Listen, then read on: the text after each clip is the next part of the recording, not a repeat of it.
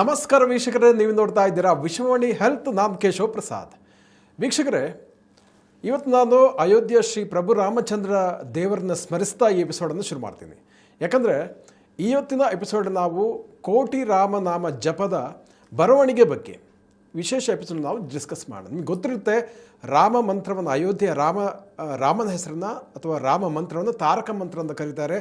ದೇಶದಲ್ಲಿ ತಲಾಂತರಗಳನ್ನ ಅನೇಕ ಮಂದಿ ಈ ಕೋಟಿ ರಾಮನ ಜಪ ಅನ್ನುವಂಥದ್ದು, ಅದನ್ನು ಬರೆಯುವಂಥದ್ದು, ಶ್ರೀರಾಮನ ಹೆಸರನ್ನು ಬರಿತಾ ಹೋಗುವಂಥದ್ದು ನಾವು ನೋಡ್ತಾ ಇದ್ದೀವಿ. ಇತ್ತೀಚಿನ ವರ್ಷಗಳಲ್ಲಿ ಸ್ವಲ್ಪ ಕಡಿಮೆ ಇರ್ಬೋದು, ಆದರೆ ಸ್ಟಿಲ್ ಕೆಲವರು ಅದನ್ನು ಮಾಡ್ತಾ ಇರ್ತಾರೆ. ರಾಮನ ಹೆಸರಾಗಬೇಕಿಲ್ಲ, ಓಂ ನಮಃ ಶಿವಾಯ ಅಂತಲೂ ಆಗಿರ್ಬೋದು. ಒಟ್ಟಿನಲ್ಲಿ ದೇವರ ನಾಮವನ್ನು ಪುಸ್ತಕದಲ್ಲಿ ಬರಿತಾ ಹೋಗುವಂಥದ್ದು ಅವರ ಒಂದು ಆರಾಧನಾ ಕ್ರಮ ಆಗಿರುವಂಥದ್ದು. ಆದರೆ ಈ ರಾಮ ಜಪವನ್ನು ಅಥವಾ ಕೋಟಿ ರಾಮ ಜಪವನ್ನು ಪಾಲಿಸೋದ್ರಿಂದ, ದೇವರ ಹೆಸರನ್ನು ಬರಿತಾ ಹೋಗೋದ್ರಿಂದ ಅದರ ಹಿಂದೆ ಏನಾದರೂ ವೈಜ್ಞಾನಿಕ ಅಂಶಗಳಿದೆಯಾ?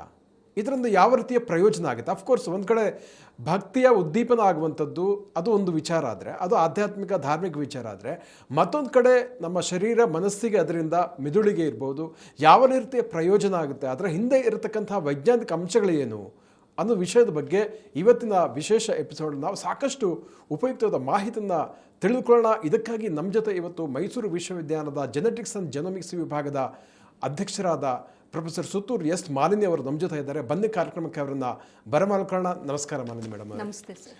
ಸೊ ಅಂದಹಾಗೆ ನಾನು ಈಗಾಗಲೇ ಇಂಟ್ರೊಡಕ್ಷನಲ್ಲಿ ಹೇಳಿದಾಗೆ ರಾಮನ ಜಪವನ್ನು ಬರೆಯುವಂತಹ ಪರಿಪಾಠ ನಮ್ಮ ದೇಶದಲ್ಲಿ ಹಿಂದೆಯಿಂದಲೂ ಇದೆ. ಇತ್ತೀಚಿನ ವರ್ಷಗಳೊಂದು ಸ್ವಲ್ಪ ಕಡಿಮೆ ಆಗಿರ್ಬೋದು, ಸ್ಟಿಲ್ ಒಂದಷ್ಟು ಮಂದಿ ಮಾಡ್ತಾ ಇದ್ದಾರೆ. ಇವನ್ ನನ್ನ ಸ್ನೇಹಿತರೊಬ್ಬರು ಕೂಡ ಬಿಡುವಿದ್ದಾಗ ಹೀಗೆ ಬರಿತಾ ಇದ್ರು. ನಾನು ಕೇಳಿದೆ ಯಾಕೆ ಬರೀತಿದ್ರು, ಇಲ್ಲ ನನಗೆ ತುಂಬ ಪ್ರಯೋಜನ ಆಗಿದೆ ಅಂತ ಹೇಳ್ತಾ ಇದ್ರು ಅದರಿಂದ. ಸೊ ಆ್ಯಸ್ ಅ ವಿಜ್ಞಾನಿಯಾಗಿ ತಾವು ಇದರ ಹಿಂದೆ ಇರತಕ್ಕಂಥ ಒಂದು ವೈಜ್ಞಾನಿಕ ಅಂಶಗಳನ್ನು ತಿಳಿಸ್ಕೊಡ್ತೀರಾ ಅಂತ ನಮ್ಮ ವೀಕ್ಷಕರಿಗೆ? ಸರ್, ಹಿಂದಿನ ಕಾಲದಲ್ಲಿ ಬಹಳಷ್ಟು ಜನ ರಾಮನಾಮವನ್ನು ಬರೆಯೋದು, ಓಂ ನಮಃ ಶಿವಾಯ ಅಂತ ಅದನ್ನು ಕೋಟಿ ಸಲ ಒಂದು ಪುಸ್ತಕದಲ್ಲಿ ಅದನ್ನು ಬರೆಯೋದನ್ನು ನಾನು ನೋಡಿದ್ದೀನಿ. ಬಟ್ ಇತ್ತೀಚಿನ ದಿನದಲ್ಲಿ ತುಂಬ ಕಮ್ಮಿ, ಯಾರು ಮಾಡ್ತಾ ಇಲ್ಲ, ಸಮಯನೂ ಇಲ್ಲ ಯಾರಿಗೂ. ಸುಮ್ಮನೆ ನಾವು ನಮ್ಮ ಹಿಂದಿನವರನ್ನು ನೋಡಿದಾಗ ನಮಗೆ ಒಂದು ಗೊತ್ತಾಗುತ್ತೆ, ಬದುಕಿನಲ್ಲಿ ಅವರು ಪಟ್ಟ ಕಷ್ಟಕ್ಕೆ ಹೋಲಿಸಿದರೆ ನಮ್ಮದು ಏನೂ ಅಲ್ಲ. ಏನಕ್ಕೆ ಅಂತಂದರೆ ಅವಾಗ ಬಡತನ ಇರ್ತಿತ್ತು, ಎಲ್ಲ ನಮ್ಮ ದೇಶದಲ್ಲಿ ಅಂತಂದರೆ ಒಂದು ಬಡತನನೇ ಇರ್ತಿತ್ತು. ಮಕ್ಕಳುಗಳು ಜಾಸ್ತಿ ಇರ್ತಿದ್ರು, ಅದ್ರ ಜೊತೆಗೆ ರೋಗ ರುಜಿನ, ಮನೇಲಿ ತಂದೆ ತಾಯಿನ ನೋಡ್ಕೋಬೇಕು, ಮಕ್ಕಳನ್ನ ಓದಿಸ್ಬೇಕು, ಒಂಥರ ಸಂಸಾರ ಸಾಗರದಲ್ಲಿ ಈಜಬೇಕು ಅನ್ನೋದಿದೆಯಲ್ಲ, ಸಮುದ್ರದಲ್ಲಿ ಈಜದಷ್ಟೇ ಕಷ್ಟ ಆಗ್ತಿತ್ತು. ಆದರೂ ಸಹ ಅವರು ಎಲ್ಲೂ ಧೃತಿಗೆಡ್ತಾ ಇರಲಿಲ್ಲ, ಆತ್ಮವಿಶ್ವಾಸ ಕಳ್ಕೊಂತ ಇರಲಿಲ್ಲ.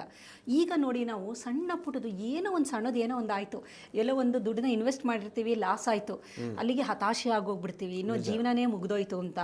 ಮಗ ಫೇಲ್ ಆಯಿತು ಅಂತಂದರೆ ಮುಗ್ದೇ ಹೋಯ್ತು, ಇನ್ನು ಅವನ ಜೀವನನೂ ಮುಗೀತು, ನಮ್ಮ ಜೀವನನೂ ಮುಗೀತು, ಈ ಥರ. ಆಮೇಲೆ ಮಗಳದು ಏನೋ ಒಂದು ತೊಂದರೆ. ಏನಿಗೆ ಸಂಸಾರ ಅಂತಂದಾಗ, ಒಂದು ಕುಟುಂಬ ಅಂದಾಗ ಎಲ್ಲ ಥರದ ಸಮಸ್ಯೆಗಳು ಬರುತ್ತೆ. ಆದರೆ ಸಣ್ಣ ಸಣ್ಣ ಸಮಸ್ಯೆಗಳನ್ನು ಯಾವ ರೀತಿ ಎದುರಿಸ್ಬೇಕು ಅಂತಲೇ ಗೊತ್ತಾಗಲ್ಲ. ಹತಾಶೆ, ಕುಗ್ಗೋಗ್ತೀವಿ, ಕೋಪ ಬರುತ್ತೆ, ಖಿನ್ನತೆ ಉಂಟಾಗುತ್ತೆ. ಇದರಿಂದ ಹೊರಬರೋದು ಹೇಗೆ ಅಂತ ನಮಗೆ ಗೊತ್ತೇ ಇಲ್ಲ. ಆದರೆ ಹಿಂದಿನವ್ರನ್ನ ನೋಡಿದಾಗ ನಮಗಿನ್ನ 1000 ಪಾಲು ಕಷ್ಟಪಟ್ಟರು ಅವರು ಒಂದು ಬ್ಯಾಲೆನ್ಸ್, ಒಂದು ಸ್ಥಿತಪ್ರಜ್ಞಾ ಅಂತಾರೆ ಹೇಳಿ, ಕೃಷ್ಣ ಭಗವದ್ಗೀತೆಯಲ್ಲಿ ಹೇಳ್ತಾರಲ್ಲ, ಸ್ಥಿತಪ್ರಜ್ಞಾವಸ್ಥೆಯಲ್ಲಿ ಬಂದದ್ದೆಲ್ಲ ಬರಲಿ, ಭಗವಂತನ ಹರಿಯ ದಯೆ ಇರಲಿ ಅನ್ನೋ ಥರ ಅವರು ಅದನ್ನು ಲೈಫ್ನ ಅಷ್ಟು ಚೆನ್ನಾಗಿ ಮಾಡ್ಕೊತ ಹೋಗ್ತಿದ್ರು.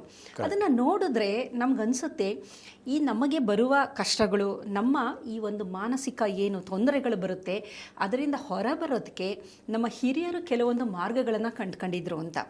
ಈ ರಾಮನಾಮ ಬರೆಯೋದು ಅಥವಾ ಓಂ ನಮಃ ಶಿವಾಯ ಬರೆಯೋದು ಕೇವಲ ಧರ್ಮ ಮತ್ತು ಭಕ್ತಿ ಅಲ್ಲ.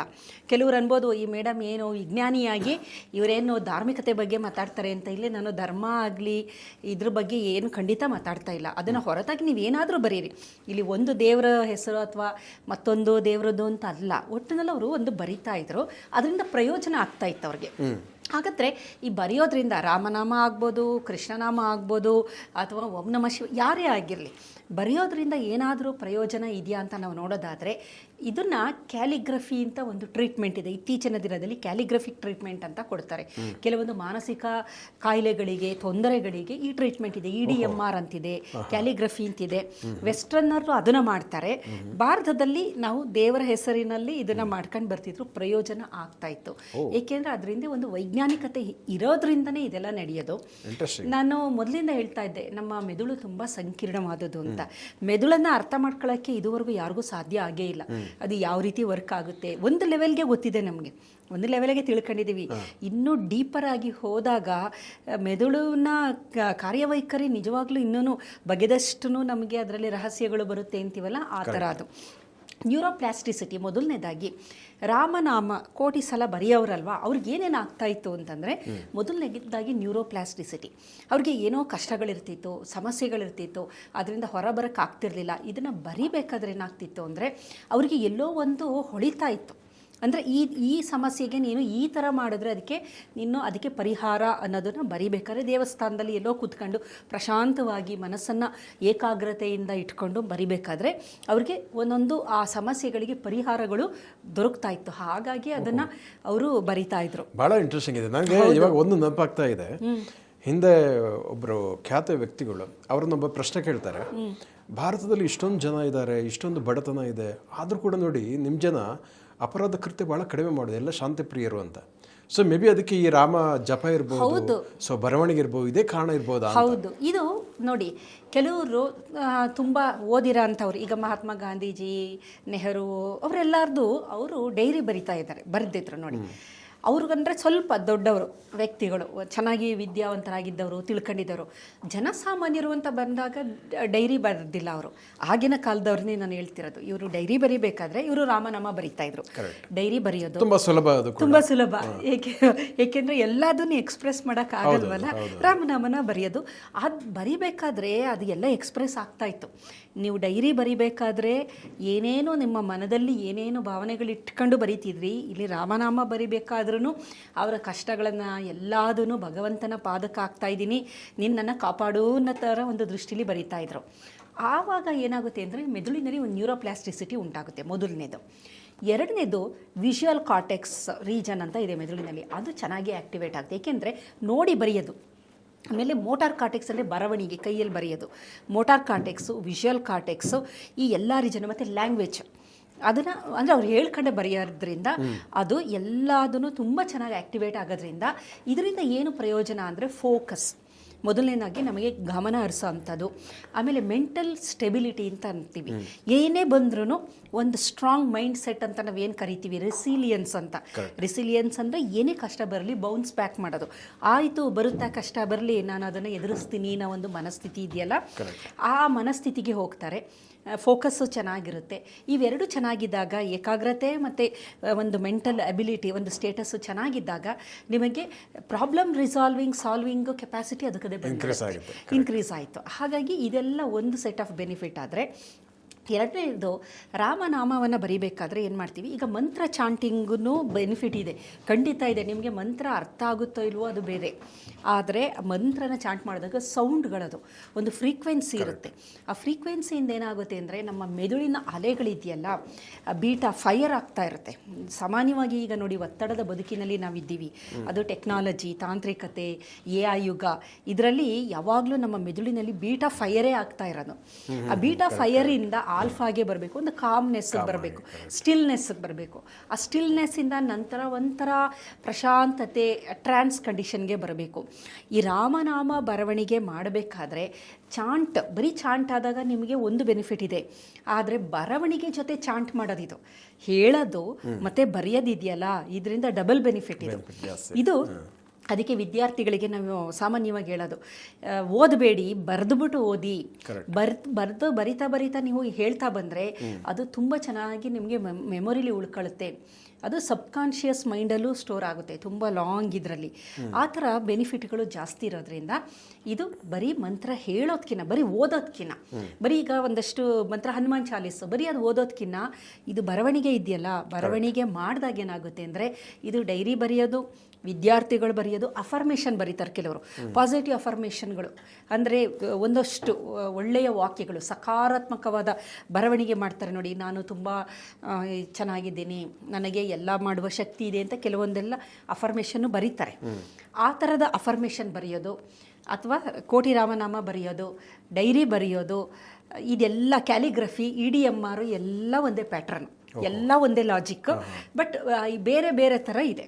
ನಮ್ಮ ದೇಶದಲ್ಲಿ ಇದನ್ನು ಬರೀತಿದ್ರು, ವೆಸ್ಟರ್ನರ್ಸ್ ಏನು ಮಾಡ್ತಿದ್ರು, ಕ್ಯಾಲಿಗ್ರಫಿ ಥೆರಪಿ ಅಂತ ಮಾಡ್ತಾಯಿದ್ರು. ಅಂದರೆ ಒಂದೊಂದು ಜಾಗದಲ್ಲಿ ಒಂದೊಂದು ಆಚರಣೆಗಳ ಮುಖಾಂತರ ಅವರ ಸಮಸ್ಯೆಗಳಿಗೆ ಪರಿಹಾರವನ್ನು ಅವರು ಕಂಡುಕೊಂಡಿದ್ರು. ಆದರೆ ನಾವು ಅಂತೀವಿ, ಅಯ್ಯೋ ಅದೆಲ್ಲ ಮೂಢನಂಬಿಕೆ, ಅದ್ಯಾಕೆ ಬರೀತಾರೆ ಅಂತ. ಖಂಡಿತ ಮೂಢನಂಬಿಕೆ ಅಲ್ಲ, ಅದ್ರ ಹಿಂದೆ ಬೆನಿಫಿಟ್ ಇದೆ, ಮತ್ತು ಒಂದು ಸೈನ್ಸ್ ಸಹ ಇದೆ. ಇಲ್ಲಿ ರಾಮ ಅಂತ ನಾವು ರಾಮ ಅಂತ ಅವರು ಉಚ್ಚಾರಣೆ ಮಾಡ್ಕೊಂಡು ಬರಿತಾ ಇರ್ತಾರಲ್ವಾ. ಅಂತಿದೆಯಲ್ಲ, ಅದು ಸೋಲಾರ್ ಪ್ಲೆಕ್ಸ್ ಅಂತ ಇದೆ, ನಮ್ಮ ಹೊಟ್ಟೆಯ ಭಾಗದಲ್ಲಿರುವ ಸೋಲಾರ್ ಪ್ಲೆಕ್ಸ್ಗಳು, ನರದ ಒಂದು ಸಮೂಹ ಅದು. ಈಗ ನೋಡಿ, ಎಂಡೋಕ್ರೈನ್ ಗ್ಲ್ಯಾಂಡ್ಸ್ಗಳಂತ ನೀವು ಕೇಳಿರ್ಬೋದು, ನಿರ್ನಾಳ ಗ್ರಂಥಿಗಳು ಅಂತ. ಮೊದಲನೇದಾಗಿ ಹೈಪೋಥಾಲಮಸ್ಸು, ಪಿಟ್ಯೂಟರಿ, ಕೆಳಗಡೆ ಬಂದರೆ ಥೈರಾಯ್ಡು, ಪ್ಯಾರಾಥೈರಾಯ್ಡು, ಅಡ್ರಿನಲ್ಲು, ಆಮೇಲೆ ಪ್ಯಾನ್ಕ್ರಿಯಾಸು, ಟೆಸ್ಟಿಸು, ಓವರಿಸು, ಇಷ್ಟೆಲ್ಲದನ್ನು ನಾವು ಎಂಡೋಕ್ರೈನ್ ಗ್ಲ್ಯಾಂಡ್ ಅಂತ ಕರಿತೀವಿ. ಈ ಎಂಡೋಕ್ರೈನ್ ಗ್ಲ್ಯಾಂಡ್ಗಳು ಹೇಗಿದೆ ಅದೇ ಥರ ಚಕ್ರಗಳು ಅಂತ ಹೇಳ್ತಾರೆ, ಒಂಚೂರು ವ್ಯತ್ಯಾಸ ಇದೆ ಅಷ್ಟೇ, ಬಟ್ ಎಲ್ಲದೂ ಅದನ್ನೇ ರೆಪ್ರೆಸೆಂಟ್ ಮಾಡ್ತಾ ಬರುತ್ತೆ. ಈಗ ಹೈಪೋಥಾಲಮಸ್ ಅಂತ ನಾವು ಏನು ಹೇಳ್ತೀವಿ, ಅದು ಸಹಸ್ರಾರ ಚಕ್ರ ಅಂತಾರೆ, ಆ ಥರ. ಆಮೇಲೆ ಇಲ್ಲಿ ಆಜ್ಞಾ ಚಕ್ರ ಅಂದರೆ ಪಿಟ್ಯೂಟರಿ, ಅಥವಾ ಪೈನಿಯಲ್ನು ಸಹಸ್ರಾರ ಚಕ್ರ ಅಂತಾರೆ, ಈ ರೀತಿ. ಆಮೇಲೆ ಥೈರಾಯ್ಡ್ ಇದೆಲ್ಲ ಬರುತ್ತಲ್ಲ, ಆಜ್ಞಾ ಚಕ್ರ, ಅನಾಹತ ಚಕ್ರ, ಆಮೇಲೆ ಚಕ್ರಕ್ಕೂ ಇದೆಲ್ಲ ನಿರ್ನಾಳ ಗ್ರಂಥಿಗಳು ಇದೆ. ಆದರೆ ಸ್ವಲ್ಪ ವ್ಯತ್ಯಾಸ, ಎಕ್ಸಾಕ್ಟ್ ಅವ್ರು ಹೇಳಿರೋ ಪೊಸಿಷನ್ ಇಲ್ಲ, ಬಟ್ ಅದಕ್ಕದಕ್ಕೂ ಕನೆಕ್ಟ್ ಆಗುತ್ತೆ. ಈ ಬೇಕಾದ್ರೆ ಅಂತ ನಾವು ಉಚ್ಚಾರಣೆ ಮಾಡಿ ಬರಿತೀವಲ್ಲ, ಆ ಸಂದರ್ಭದಲ್ಲಿ ಸೋಲಾರ್ ಪ್ಲೆಕ್ಸ್ಗಳು ಆಕ್ಟಿವೇಟ್ ಆಗುತ್ತೆ. ಅಂದರೆ ಹೊಟ್ಟೆಯ ಕೆಳಭಾಗದಲ್ಲಿರುವ ನರದು ಒಂದು ಸಮೂಹ ಇದೆಯಲ್ಲ, ಅದು ಆಕ್ಟಿವೇಟ್ ಆಗುತ್ತೆ. ಸೊ ಅಂದ್ರೆ ಆ ರಾ ಅನ್ನೋ ಪದಕ್ಕೆ ಎಷ್ಟು ಶಕ್ತಿ ಇದೆ ಅದರಲ್ಲಿ ನೋಡಿ, ಬೀಜಾಕ್ಷರ ಮಂತ್ರ ಅಂತ ಹೇಳ್ತಾರೆ, ಲಂ ವಂ ರಂ ಯಂ ಹಂ ಓಂ ಸೋಹಂ ಅನ್ನೋದು. ಅದೆಲ್ಲ ಹೇಳ್ತಾ ಬಂದಾಗ ವೈಬ್ರೇಷನ್ ಇರುತ್ತಲ್ಲ, ಆ ವೈಬ್ರೇಷನ್ ಇಂದ ಏನಾಗುತ್ತೆ ಅಂದರೆ ಆ ನಿರ್ನಾಳ ಗ್ರಂಥಿಗಳು ಆಕ್ಟಿವೇಟ್ ಆಗ್ತಾ ಬರುತ್ತೆ. ಲಿಂಕ್ ಇದೆ ಇದು, ಇದ್ರ ಬಗ್ಗೆ ಬೇಕಾದಷ್ಟು ಸಂಶೋಧನೆ ಮಾಡ್ತಾ ಇದ್ದಾರೆ, ಇದು ವರ್ಕ್ ಆಗುತ್ತೆ. ಇದು ತುಂಬ ಚೆನ್ನಾಗಿದೆ. ಬಟ್ ಏನಂದ್ರೆ ನಾವು ಬೇರೆ ಥರ ಹೇಳ್ತೀವಿ, ಅದನ್ನ ಬೀಜಾಕ್ಷರಗಳು ಅಂತ ಅಂತಾರೆ. ಆದರೆ ಇಲ್ಲಿ ನಿರ್ನಾಳ ಗ್ರಂಥಿಗಳು, ಎಂಡೋಕ್ರೈನ್ ಗ್ಲ್ಯಾಂಡ್ಸ್ ಅಂತಾರೆ, ಎಲ್ಲ ಒಂದೇನೆ. ಸ್ವಲ್ಪ ಸಿಮಿಲಾರಿಟೀಸ್ ಇದೆ, ಬಟ್ ಅದು ಪೊಸಿಷನ್ ಇದರಲ್ಲಿ ಒಂದು ಸ್ವಲ್ಪದಷ್ಟು ವೇರಿಯೇಷನ್ ಇರುತ್ತೆ. ಅಂತ ಅಂತೀವಲ್ಲ, ಅಂತ ಅನ್ಬೇಕಾದ್ರೆ ಏನಾಗುತ್ತೆ ಅಂದರೆ, ನಮ್ಮ ಮುಖದಲ್ಲಿರುವಂತಹ ಒಂದು ವೇಗಸ್ ನರ್ವ್ ಆಕ್ಟಿವೇಶನ್ ಆಗುತ್ತೆ, ಕೆಳಗಡೆ ನರ್ವ್ ಆಗುತ್ತೆ. ಅಂತ ಅನ್ಬೇಕಾದ್ರೆ ಮುಖದಲ್ಲಿ ಸುಮಾರು ಈ ವೇಗಸ್ ನರ್ವ್ದು ಇನರ್ವೇಷನ್ ಹೋಗಿರುತ್ತೆ, ಅದೆಲ್ಲ ಆಕ್ಟಿವೇಟ್ ಆಗುತ್ತೆ. ಈಗ ಭ್ರಮರಿ ಪ್ರಾಣಾಯಾಮ ಅಂತ ಮಾಡ್ತಾರೆ, ಅಂತ ಮಾಡ್ತಾರಲ್ಲ, ಅವಾಗೇನಾಗುತ್ತೆ, ಸ್ಕಲ್ಲು ಮತ್ತು ಇದರಲ್ಲಿ ಆ ಒಂದು ರೆಸೊನೆನ್ಸ್ ಆಗುತ್ತೆ. ಅದು ಎಷ್ಟು ಚೆನ್ನಾಗಿ ವರ್ಕ್ ಆಗುತ್ತೆ ಅಂದರೆ, ನಿಮಗೆ ಡಿಪ್ರೆಷನ್ ಇದ್ದಂತಹ ವ್ಯಕ್ತಿಗಳಿಗೆ ಭ್ರಮರಿ ಪ್ರಾಣಾಯಾಮ ಮಾಡ್ತಾ ಬಂದರೆ ನಿಧಾನ ಗತಿಯಲ್ಲಿ ಕಮ್ಮಿ ಆಗ್ತಾ ಬರುತ್ತದು. ಇದೆಲ್ಲ ಸೌಂಡ್ ವೈಬ್ರೇಷನ್ಸ್ ಅಷ್ಟೇ, ಇನ್ನೇನು ಬೇರೆ ಇಲ್ಲ. ನಾವು ಶಬ್ದ ಮಾಡ್ತೀವಲ್ಲ, ಆ ವೈಬ್ರೇಷನಿಂದ ಕೆಲವೊಂದು ಕರೆಕ್ಷನ್ಸ್ಗಳು, ಬಯೋ ಎಲೆಕ್ಟ್ರಿಕ್ ಎನರ್ಜಿ ಅಂತ ಇದೆ ದೇಹದಲ್ಲಿ. ಆ ಬಯೋ ಎಲೆಕ್ಟ್ರಿಕ್ ಕರ್ವ್, ಅದನ್ನು ಕುಂಡಲಿನಿ ಅಂತ ಅಂತಾರೆ ನೀವು. ಕುಂಡಲಿನಿ ಅನ್ನೋದು ಬಯೋ ಎಲೆಕ್ಟ್ರಿಕ್ ಎನರ್ಜಿ ಅಷ್ಟೇ, ಇನ್ನೇನು ಇಲ್ಲ. ಅದನ್ನ ನೀವು ಕುಂಡಲಿನಿ ಅಂತ ಅಂದಿದ ತಕ್ಷಣ ಅದು ಏನೋ ಅಂತ ಅನ್ಸ್ಬಿಡುತ್ತೆ. ದೇಹದಲ್ಲಿ ಫ್ಲೋ ಆಗ್ತಿರುತ್ತೆ. ಬೆನ್ನುಹುರಿಯಲ್ಲಿ ಈ ಬಯೋ ಎಲೆಕ್ಟ್ರಿಕ್ ಎನರ್ಜಿ, ಬೆನ್ನುಹುರಿ ಇದೆಯಲ್ಲ, ನಮ್ದು ಸ್ಪೈನಲ್ ಕಾರ್ಡ್, ನಮ್ಮ ಮೆದುಳು ಮತ್ತು ದೇಹಕ್ಕೆ ಇರುವ ಒಂದು ಕನೆಕ್ಷನ್. ಅದು ಮೆದುಳಿಗೆ ಮತ್ತು ದೇಹದ ಬೇರೆ ಬೇರೆ ಭಾಗಗಳಿಗೆ ಕನೆಕ್ಷನ್ ಆಗಬೇಕಲ್ವಾ, ಆ ಕನೆಕ್ಷನ್ನೇ ಈ ಬೆನ್ನುಹುರಿ ಅಥವಾ ಸ್ಪೈನಲ್ ಕಾರ್ಡ್. ಇಲ್ಲಿ ಎನರ್ಜಿ ಫ್ಲೋ ಆಗ್ತಾ ಇರುತ್ತೆ, ಅಂದರೆ ವೈಬ್ರೇಷನ್ ಎಲ್ಲ ಆಗೋದ್ರಿಂದ ಬಯೋ ಎಲೆಕ್ಟ್ರಿಕ್ ಎನರ್ಜಿ ದೇಹದಲ್ಲಿ ಫ್ಲೋ ಆಗ್ತಿರುತ್ತೆ. ಅದೇ ಕುಂಡಲಿನಿ ಶಕ್ತಿ ಅಂತೀವಿ. ಅದು ಜಾಗೃತ ಆಯಿತು, ಮೇಲ್ ಬಂತು ಅಂತೀವಿ. ವಿಜ್ಞಾನದಲ್ಲಿ ಅದು ಕೆಳಗಡೆಯಿಂದ ಅಲ್ಲೆಲ್ಲೋ ಒಂದು ಕಡೆ ಹಾವಿನ ಥರ ಸುರುಳಿಯಾಗಿದೆ ಕೂತಿರುತ್ತೆ, ಅದೆಲ್ಲ ಆ ಥರದ ಆಕಾರದ್ದು ಏನೂ ಇಲ್ಲ. ಬಟ್ ಏನಂದರೆ ಆ ಶಕ್ತಿ ಇದೆಯಲ್ಲ, ಬಯೋ ಎಲೆಕ್ಟ್ರಿಕಲ್ ಎನರ್ಜಿ ಅಂತಾನೆ ಹೇಳ್ಬೋದು. ಮೇಡಮ್, ಈಗ ತಾವು ಹೇಳಿದ್ರೆ ಆ ಶಕ್ತಿಯನ್ನ ಬಯೋ ಎಲೆಕ್ಟ್ರಿಕ್ ಎನರ್ಜಿ ಅಂತ ಹೇಳಿದ್ರೆ, ಅದೊಂದು ಕುಂಡಲಿನಿ ಶಕ್ತಿ ಅಂತ ಇವರು ಅಂತಾರೆ. ಆದ್ರೆ ಅದು ಕೂತಿರುತ್ತೆ ಒಂದು ಹಾವಿನ ಆಕಾರದಲ್ಲಿ, ಅದನ್ನ ಆಕ್ಟಿವೇಟ್ ಮಾಡಬೇಕು ಅನ್ನೋದು ವಿಜ್ಞಾನದಲ್ಲಿ ಪ್ರೂಫ್. ಅದು ಸಹಸ್ರಾರ ತನಕ ಹೋಗಬೇಕು ಹಾಗೆಲ್ಲ ಹೇಳ್ತಾರೆ. ಎನರ್ಜಿ ಫ್ಲೋ ಆಗುತ್ತೆ. ಸೊ ಈ ಅದನ್ನೇ ಇದರಲ್ಲಿ ಬಯೋ ಎಲೆಕ್ಟ್ರಿಕ್ ಎನರ್ಜಿ ಫ್ಲೋ ಆಗುತ್ತೆ, ಮೇಲ್ವರೆಗೂ ಮಾಡ್ಬೋದು ನಾವು. ಆದ್ರೆ ಇದು ಹಂಗೆ ಕೂತಿರುತ್ತೆ, ಅದನ್ನ ಆಕ್ಟಿವೇಟ್ ಮಾಡಬೇಕು ಅಂತೆಲ್ಲ ಹೇಳ್ತಾರಲ್ಲ, ಅದಕ್ಕೆ ವಿಜ್ಞಾನದಲ್ಲಿ ಪುರಾವೆಗಳು ಏನು ಇಲ್ಲ. ಬಟ್ ಸಿಮಿಲಾರಿಟಿ ನಾನು ಹೇಳಿದೆ ಅಲ್ವಾ, ಬಯೋ ಎಲೆಕ್ಟ್ರಿಕ್ ಎನರ್ಜಿ, ಈ ಎರಡು ಎನರ್ಜಿಗಳು ಆಕ್ಟಿವೇಟ್ ಆಗ್ತಾ ಬರುತ್ತೆ. ಹಾಗಾಗಿ ರಾಮನಾಮ ಸುಮ್ಮನೆ ಬರೆಯದ್ದು ಒಂದೇ ಅಲ್ಲ, ದೇಹದಲ್ಲಿ ಅದರದೇ ಆದ ಕೆಲವೊಂದು ಬದಲಾವಣೆಗಳನ್ನು ಅದು ಉಂಟು ಮಾಡ್ತಾ ಬರುತ್ತೆ. ಓಕೆ. ಇನ್ನೊಂದು ಬಹಳ ಮುಖ್ಯವಾಗಿ ಡೋಪಮೈನ್ ಅಂತ ಒಂದು ಪಾತ್ವೆನ ನಾವು ಕೇಳ್ತಿದ್ದೀವಿ. ಹೌದು, ಆ ಹಿಂದೆ ಡೋಪಮೈನ್ ಸರ್ಕ್ಯೂಟ್ ಇದೆಯಲ್ಲ, ಆ ಸರ್ಕ್ಯೂಟ್ನ ಇದು ಕರೆಕ್ಷನ್ ಮಾಡುತ್ತೆ. ಅದರಲ್ಲಿ ಏನೋ ಒಂದು ಡಿಫಿಷಿಯನ್ಸಿ ಅದು ಸರಿಯಾಗಿ ಇಲ್ಲದಿದ್ದಾಗ ಆ ಪಾತ್ವೆ ಡೋಪಮೈನ್ ಸರ್ಕ್ಯೂಟು ಈ ರಾಮನಾಮದ ಬರವಣಿಗೆಯಿಂದಾಗಿ ಆ ಡೋಪಮೈನ್ ಸರ್ಕ್ಯೂಟು ಚೆನ್ನಾಗಾಗುತ್ತೆ. ಮತ್ತು ಇಲ್ಲಿ ಬಹಳ ಒಂದು ಅದ್ಭುತವಾದ ವಿಚಾರವನ್ನು ನಾವು ನೋಡಬೇಕು. ಇತ್ತೀಚಿನ ದಿನದಲ್ಲಿ ಇಡೀ ನಮ್ಮ ಜಗತ್ತನ್ನು ಕಾಡುತ್ತಿರುವ ಸಮಸ್ಯೆ ಅಂದರೆ ಡೋಪಮೈನ್ ಸ್ಪೈಕ್ ಅಂತೀವಿ. ಡೋಪಮೈನ್ ಅಡಿಕ್ಷನ್ ಅಂತ ಸಹ ನಾನು ಅದನ್ನು ಬಳಸಿದ್ದೀನಿ. ಡೋಪಮೈನ್ ಅಡಿಕ್ಷನ್ ಹೇಗಾಗುತ್ತೆ ಅಥವಾ ಡೋಪಮೈನ್ ಸ್ಪೈಕ್ ಹೇಗಾಗುತ್ತೆ ಅಂದರೆ, ಒಂದು ಹಣ್ಣನ್ನು ತಿಂದಾಗ ಡೋಪಮೈನ್ ರಿಲೀಸ್ ಆಗುತ್ತೆ, ಆದರೆ ಸ್ಪೈಕ್ ಆಗಲ್ಲ. ಹಣ್ಣು ತಿಂತೀರಾ, ಯಾವುದೋ ಒಂದು ಆರೆಂಜು ಆ್ಯಪಲ್ ಏನೋ ತಿಂತೀರ ಅಲ್ವಾ, ಆವಾಗ ಡೋಪಮೈನ್ ರಿಲೀಸ್ ಆಗುತ್ತೆ, ಚೆನ್ನಾಗಿರುತ್ತೆ. ಆದರೆ ಸಡನ್ ಸ್ಪೈಕ್ ಅಂದರೆ ನಿಮಗೆ ಒಂದೇ ಸಲ ಎರಪ್ಟ್ ಆಗೋದು, ಜಾಸ್ತಿ ಬಿಡುಗಡೆ ಆಗೋದು ಆಗಲ್ಲ, ನಿಧಾನಕ್ಕಾಗುತ್ತೆ. ನೀವು ಒಂದು ಜಂಕ್ ಆಹಾರ ತಿಂತೀರ, ಆವಾಗ ಸ್ಪೈಕ್ ಆಗುತ್ತೆ. ಅಲ್ಲಿ ತುಂಬ ಆ್ಯಡ್ ಆಗೋಗಿರೋದ್ರಿಂದ ಸಡನ್ ಜಾಸ್ತಿ ಆಗ್ತಾ ಬರುತ್ತೆ. ಬೇರೆ ಬೇರೆ ಕೆಲಸಗಳು, ಈಗ ಸೋಷಿಯಲ್ ಮೀಡಿಯಾ, ನಾವು ಸೋಷಿಯಲ್ ಮೀಡಿಯಾದಲ್ಲಿ ಮಾತಾಡ್ತಿದ್ದೀವಿ, ಬಟ್ ಒಳ್ಳೆಯದಕ್ಕೆ ಬಳಸ್ಕೋಬೇಕು ಅದನ್ನು ಯಾವಾಗಲೂ ನಾವು ಸೋಷಿಯಲ್ ಮೀಡಿಯಾನ ಬಳಕೆ ಮಾಡಿದ್ರೆ ಸ್ಪೈಕ್ ಆಗ್ತಾ ಇರುತ್ತೆ ಡೋಪಮೈನ್. ಆಮೇಲೆ ಜಂಕ್ ಫುಡ್ ತಿಂದಾಗ ಸ್ಪೈಕ್ ಆಗುತ್ತೆ. ಕೆಲವು ಅಡಿಕ್ಷನ್ ಅಂತ ಇವಲ್ಲ, ಅಲ್ಲಿ ಡೋಪಮೈನು ಜಾಸ್ತಿ ರಿಲೀಸ್ ಆಗುತ್ತೆ, ಬಿಡುಗಡೆ ಆಗಬೇಕಾದ ಮಟ್ಟದಕ್ಕಿಂತ ಜಾಸ್ತಿ ಆಗೋದ್ರಿಂದ ಅದರಿಂದ ಇನ್ನೊಂದು ಸಲ ನಮಗೆ ಆ ಸಂತೋಷ ಸಿಗಬೇಕು ಅಂದರೆ ಅದಕ್ಕಿಂತ ಜಾಸ್ತಿ ಆಗಬೇಕು. ಅಡಿಕ್ಷನ್ನು ಕುಡಿಯೋದು ಚಟ ಹಾಗೆ ಆರಂಭ ಆಗೋದು, ಸ್ವಲ್ಪದ್ರಲ್ಲಿ ಚೆನ್ನಾಗಿ ಸಂತೋಷ ಕಿಕ್ ಸಿಗ್ತಿರುತ್ತೆ, ನಂತರ ಜಾಸ್ತಿ ಹ್ಯಾಬಿಚುವಲ್ ಆದಮೇಲೆ ಅವರಿಗೆ ನೀವು ಎಷ್ಟು ಕೊಟ್ಟರು ಏನೂ ಅವರಿಗೆ ಸಂತೋಷ ಆಗಲ್ಲ, ವ್ಯಸನ ಇನ್ನೂ ಜಾಸ್ತಿ ಬೇಕಾಗುತ್ತೆ. ಡೋಪಮೈನು ಅದೇ ಥರನೇ ಅದು, ಅದಕ್ಕೆ ಡೋಪಮೈನ್ ಅಡಿಕ್ಷನ್ ಅಂತ ಅನ್ನೋದು. ಅದರಿಂದ ಹೊರಬರಬೇಕು, ಅದು ಹೊರಬರಬೇಕು. ಇಲ್ಲಿ ಏನಾಗುತ್ತೆ ಅಂದರೆ, ರಾಮನಾಮ ಬರೀಬೇಕಾದ್ರೆ ನಿಮಗೆ ಸ್ಪೈಕ್ ಆಗಲ್ಲ, ಸ್ವಲ್ಪ ರಿಲೀಸ್ ಆಗುತ್ತೆ, ಚೂರು. ಪ್ರತಿ ಸಲ ಅದು ಬರ್ದಾಗ ಸಂತೋಷ ಆಗುತ್ತೆ. ಸಂತೋಷ ಹೆಂಗೆ ಅಂತಂದರೆ ಜಾಸ್ತಿ ಆಗಲ್ಲ, ಸಂತೋಷ ಆಗುತ್ತೆ, ಪುನಃ ಬರೀತೀರಾ, ಸಂತೋಷ ಆಗುತ್ತೆ. ನಿಮಗೆ ಎಷ್ಟು ಬೇಕೋ ಆರೋಗ್ಯಕ್ಕೆ ಪೂರಕವಾಗಿ ಎಷ್ಟು ಡೋಪಮೈನ್ ಬೇಕೋ ಅಷ್ಟು ಮಾತ್ರ ರಿಲೀಸ್ ಆಗ್ತಾ ಬರುತ್ತೆ. ಇದು ಅದ್ಭುತವಾಗಿ ನಡೆಯುವಂಥದ್ದು.